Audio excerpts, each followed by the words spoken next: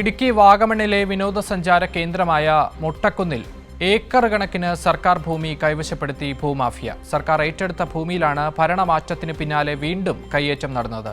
തെറ്റായ നടപടികളിലൂടെ സമ്പാദിച്ച പട്ടയം ഉപയോഗിച്ചാണ് കയ്യേറ്റം നടക്കുന്നത്. ഉദ്യോഗസ്ഥരുടെ ഒത്താശയോടെ നടന്ന കയ്യേറ്റത്തിനെതിരെ നടപടി സ്വീകരിക്കാതെയാണ് റവന്യൂ വകുപ്പ് മുന്നോട്ടു പോകുന്നത്.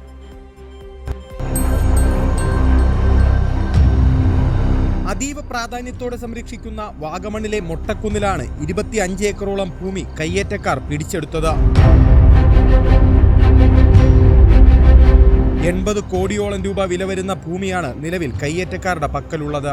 പട്ടയ വിതരണത്തിന് വിലക്കുണ്ടായിരുന്ന 2001-ൽ 4 പ്രവാസി വ്യവസായികൾക്ക് ഈ ഭൂമിക്ക് പട്ടയം അനുവദിച്ചു. അമേരിക്കൻ പട്ടയം എന്ന പേരിലാണ് ഇത് അറിയപ്പെട്ടിരുന്നത്. മൊട്ടക്കുന്നുകൾക്ക് പട്ടയം നൽകാൻ പാടില്ലെന്ന വ്യവസ്ഥ ഉൾപ്പെടെയുള്ള നിയമങ്ങൾ ലംഘിച്ചാണ് ഉദ്യോഗസ്ഥർ പട്ടയമെന്ന് നൽകിയത്. പിന്നീട് കയ്യേറ്റമെന്ന് കണ്ടെത്തിയ 150 ഏക്കറോളം ഭൂമി റവന്യൂ വകുപ്പ് തിരിച്ചുപിടിക്കുകയും ചെയ്തിരുന്നു.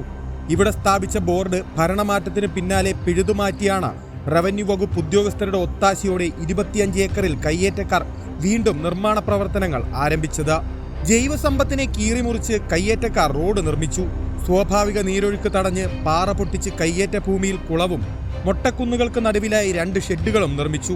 വാഗമണിലെ ഇൻഡോസ്വീസ് പദ്ധതിക്ക് ശേഷം ഭൂമി KLD ബോർഡിനും വനം ടൂറിസം വകുപ്പുകൾക്കും കൈമാറാൻ സർക്കാർ തീരുമാനിച്ചിരുന്നെങ്കിലും ഭൂമി അളന്ന് അതിർത്തി തിരിക്കുന്നതിലുണ്ടായ കാലതാമസമാണ് കയ്യേറ്റക്കാർക്ക് അനുകൂല സാഹചര്യം ഒരുക്കിയത്. കയ്യേറിയ ഭൂമി റിസോർട്ട് മാഫിയയ്ക്ക് മുറിച്ചു വിൽക്കാനുള്ള ശ്രമമാണ് നടന്നതെന്ന് നാട്ടുകാർ ആരോപിക്കുന്നു.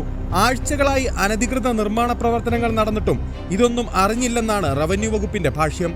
കൈരളി ന്യൂസ്, ഇടുക്കി.